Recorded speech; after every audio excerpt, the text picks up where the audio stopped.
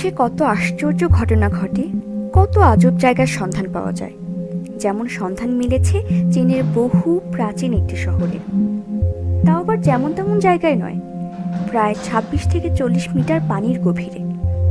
এই শহরের নাম শিশেং, যার অর্থ দ্য লায়ন সিটি। শহরটির নামকরণ করা হয় এর পেছনে অবস্থিত উশি মাউন্টেন বা 5 লায়ন মাউন্টেনের নাম অনুসারে।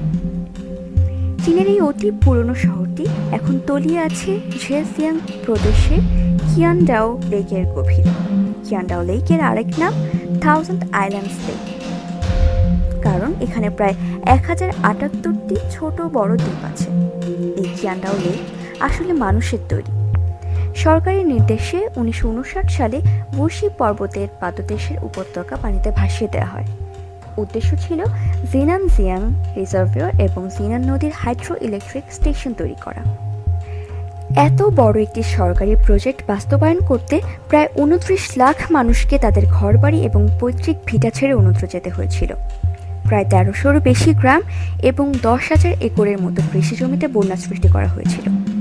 এছাড়াও চীনের ২টি প্রাচীন শহরও এই বন্যায় নিমজ্জিত হয়েছিল। শিশেং শহর একসময় চীনে রাজনৈতিক এবং অর্থনৈতিক দিক থেকে খুবই গুরুত্বপূর্ণ শহর ছিল।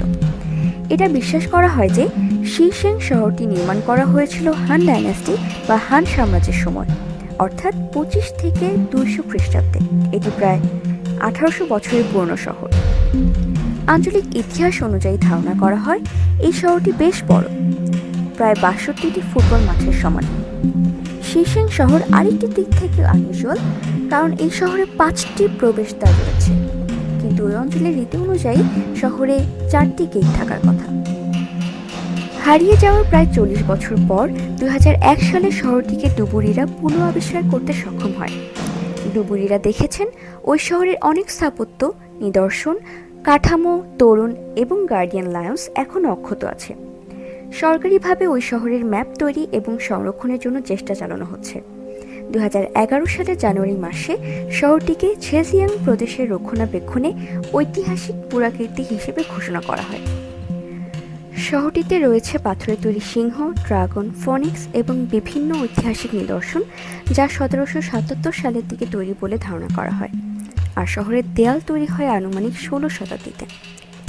ডুবুরি এবং গবেষকদের চেষ্টায় এই জলমগ্ন শহরের বেশ কিছু ছবি ও তথ্য সংগ্রহ করা সম্ভব হয়েছে, কিন্তু শিশেং শহরটির পূর্ণাঙ্গ মানচিত্র তৈরি এবং আরও অনেক স্থাপত্য সম্পর্কে এক্সপ্লোর করা এখনও বাকি।